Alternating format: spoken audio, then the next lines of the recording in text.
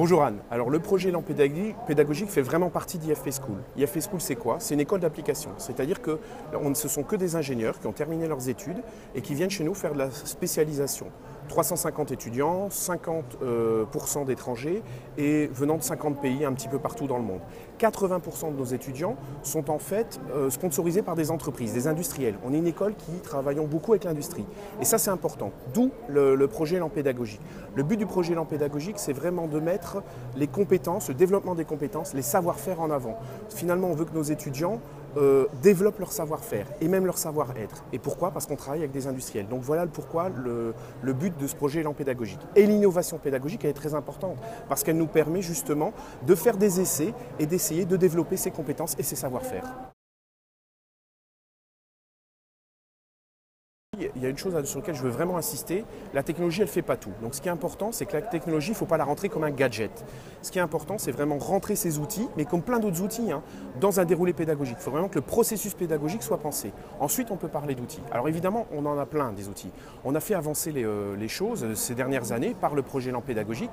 Et par exemple, ce qu'on a fait, on a mis en place des classes inversées. Donc là, qu'est-ce que c'est? On a créé des e-learning uniquement avec des outils provenant de l'école, d'accord? Et en fait, ces e-learning, on les a diffusés avant, laissant en fait les étudiants, ils regardent le e-learning, ils travaillent dessus. La partie apprendre, je le fais à distance. Et en présence avec le professeur, je vais pouvoir mettre en avant des savoir-faire, c'est-à-dire que je vais poser des questions, mais je vais également faire des exercices ou des projets, et avec l'enseignant qui sera à ce moment-là en présence. Donc ça, c'est le principe des classes inversées. On a également fait de la ludification. Par exemple, on a acheté des boîtiers de vote. Donc là, ce qui se passe, c'est que l'enseignant, à la fin de son cours ou pendant ses cours, pose des questions. Ça fait une véritable interactivité, et on gagne en fait en attention et également en interaction entre l'enseignant et les étudiants. On a également mis en place des wikis où les étudiants créent eux-mêmes leur wiki sur des thématiques sur lesquelles on travaille. Alors, ce qui est très important, donc l'importance de ces outils, on les utilise beaucoup. Donc, par exemple, et on va surtout les utiliser pour développer, donc encore, des savoirs et des savoir-être, des savoir-faire, pardon, et des savoir-être. Donc, par exemple, je peux donner un exemple qui s'est passé récemment. On a donné un outil de vidéocast aux étudiants, et qu'est-ce qu'ils ont fait? On leur a demandé de rendre un rapport, de nous rendre une vidéo où ils devaient simuler une visioconférence. Donc tout leur rapport, en fait, ils devaient simuler une visioconférence comme en réalité, comme ils pourraient faire dans leurs industries avec lesquelles ils vont travailler. Alors c'est très intéressant parce que là il y a le savoir-faire, mais également la posture en visioconférence, et c'est pas facile et ça pardonne pas. Donc par exemple, le retour du savoir-faire, la visioconférence, et la posture, le savoir-être. Un truc qui m'intéresse vraiment beaucoup, c'est d'aller encore plus loin. C'est de franchir ce que j'appelle l'étape ultime, moi. C'est-à-dire que ces outils qui sont au départ pour les enseignants, d'accord, on les donne aux étudiants et c'est eux qui en font quelque chose. On a par exemple un projet qu'on appelle Professional Skill Module, dans lequel je pourrais te passer la vidéo pour que tu la montres. En fait, ils ont créé un petit dessin animé sur la problématique du CO2. Ils ont utilisé tous les outils nouveaux, qu'on va dire, pour l'enseignement, mis à disposition dans l'école. C'est eux qui se les ont appropriés pour aller plus loin, dans des projets un peu particuliers. Ce qui est intéressant avec ces nouveaux outils, c'est que ça ouvre vraiment le champ des possibles. En fait, ça ne change pas la façon d'enseigner, mais ça permet d'aller toucher des choses dans le savoir-faire ou le savoir-être qu'on ne pouvait pas atteindre ou difficilement avant. Voilà un petit peu ce à quoi je tiens sur tous ces outils, ces nouveaux outils pédagogiques. En fait, on s'est essayé au MOOC, comme beaucoup d'écoles, donc c'est cours dans un environnement massif, mais on a voulu aussi développer notre personnalité, c'est-à-dire développer des savoir-faire. Et c'est pour ça, je racontais une anecdote en fait, c'est que les profs, donc on a fait un déroulé pédagogique et les profs sont venus vers moi en disant « Mais Olivier, quand on veut évaluer nos séquences pédagogiques, on a uniquement des quiz dans notre MOOC, on ne trouve pas ça bien, c'est trop, ça fait trop comme on faisait il y a 3-4 ans. » Et en fait, ils ont voulu un peu développer la même méthodologie qu'on utilisait à l'école pour faire nos évaluations. Et d'où là est venue l'idée du Serious Game. Pourquoi le Serious Game? Parce que c'était beaucoup plus impliquant, ça permettait les essais-erreurs et ça permettait aux gens de mettre en pratique ce qu'ils avaient appris. C'était un vrai plus pour nous.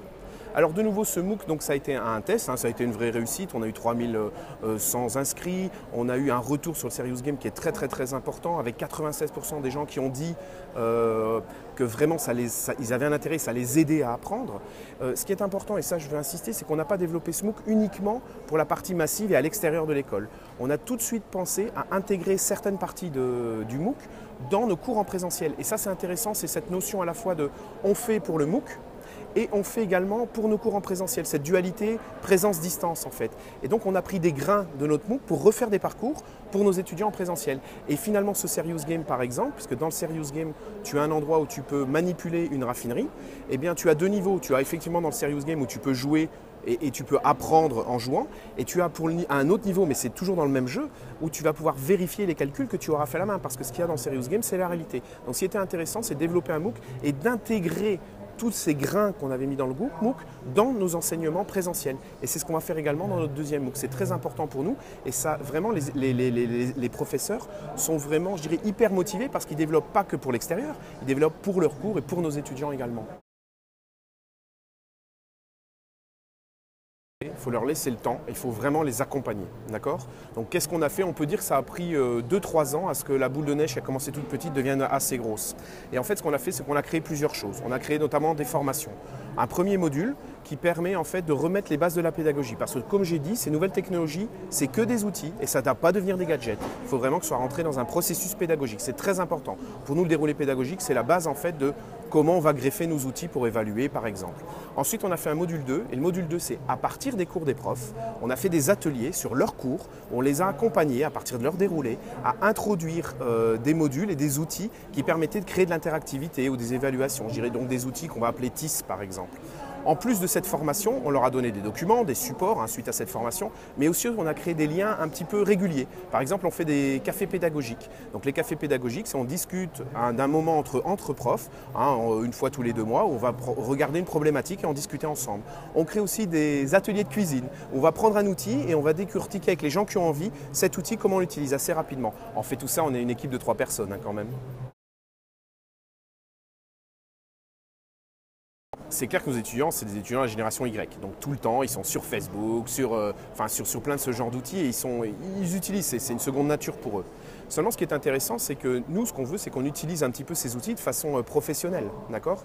Et là, il y a vraiment une recherche de posture. Quelquefois, on doit les guider en disant, peut-être qu'on peut utiliser Facebook dans le travail ou LinkedIn dans le travail. Et là, ce qui est intéressant, c'est d'aller chercher ces outils pour leur apprendre quelque chose et finalement on retourne sur la posture de savoir-être, d'accord? Alors ce qui est intéressant aussi, c'est que par exemple dans les classes inversées, on se rend compte qu'alors avant c'était les enseignants qui enseignaient, d'accord? Et finalement on avait un peu de passivité des étudiants. Mais là ce qui est intéressant, c'est que vous avez des moments où les étudiants viennent pour discuter avec les enseignants. Donc on a une relation enseignant, je dirais, étudiant qui est complètement différente. On est beaucoup plus professionnel, chef de service, jeune ingénieur, alors qu'avant on était professeur-étudiant. Et ça change les choses, même pour leur futur ça va changer les choses, on les prépare au monde professionnel. Une autre chose encore qui est intéressante, c'est quelquefois l'étudiant prend carrément la posture de l'enseignant, c'est-à-dire par exemple quand ils font les visioconférences, c'est eux qui présentent leurs vidéos.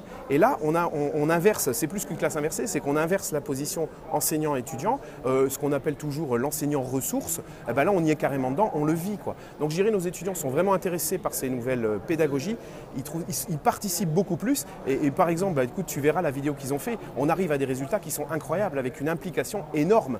Et là ce qui est important, c'est qu'on va retoucher, et ça j'y tiens beaucoup, mon savoir-faire et mon savoir-être, parce que quand on donne une vidéo sur YouTube, il y a beaucoup de choses qu'on doit se poser comme question. Donc voilà, donc je pense que pour les étudiants, c'est vraiment un gros plus et une vraie demande aussi.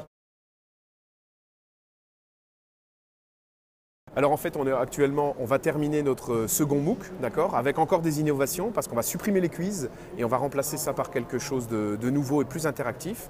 Et surtout, donc après cette page MOOC, ce qu'on va faire, c'est qu'on va essayer de développer le mobile learning, mais le vrai mobile learning. C'est-à-dire qu'on veut que nos étudiants, nous par exemple, on a plein d'études qu'on fait sur le terrain, des études géologiques. Au fond, imaginez, on va sur le terrain face à un affleurement géologique, on va l'étudier. Ce qu'on veut, c'est que nos étudiants avec des tablettes et vraiment fassent des exercices sur le terrain, sur l'affleurement géologique. Donc c'est pas le mobile learning, je me balade avec mon iPhone et je vois des cours, des vidéos. Non, non, non, non, non. C'est vraiment de l'interaction sur le terrain. Par exemple, alors je vais rêver, je scanne mon affleurement, je vois ce qui se passe à l'intérieur, je leur demande de travailler sur la tablette et ensuite mon LMS va me permettre de récupérer ça et de traiter ça avec les enseignants. Les enseignants vont sur le terrain avec le matériel, enseigner sur le terrain avec des étudiants sur le terrain. Plein de problématiques fort intéressantes parce qu'on est offline là. Donc beaucoup d'outils très modernes, très connectés, qui vont devoir déconnecter un petit moment de la journée. Un vrai challenge, ça va être passionnant. Ce que j'aime bien déjà dans la question, c'est qu'il y a outils et usage, c'est-à-dire que je lis vraiment les deux, c'est que quand on choisit un outil, c'est pour un usage particulier, ça ne se fait pas par hasard, ce n'est pas des gadgets. Alors qu'est-ce qu'on fait? On conduit des études et là on va en relancer une assez prochainement, où on va regarder un petit peu de ce qui se fait ou ce qu'on imagine en termes d'outils et on va essayer de choisir, on va regarder ce qui pourrait nous convenir pour une école d'application, donc développement des savoir-faire et des savoir-être. Alors par exemple, si je fais un petit peu ce qui me passe par la tête là, on va parler de Learning Lab, on va parler de transmédia, donc c'est un petit peu comment un cours on peut le mettre sur plusieurs médias, mais chaque média a un objectif, une utilité particulière. On va parler de mobile learning, on va parler de réalité augmentée. On se rend bien compte que c'est un espèce d'énorme fourre-tout et nous en tant qu'école on ne peut pas tout faire. Donc on va essayer de choisir ce qui correspond plus à nos objectifs, sont finalement le développement des compétences. C'est vraiment ça en fait si je devais conclure, Anne.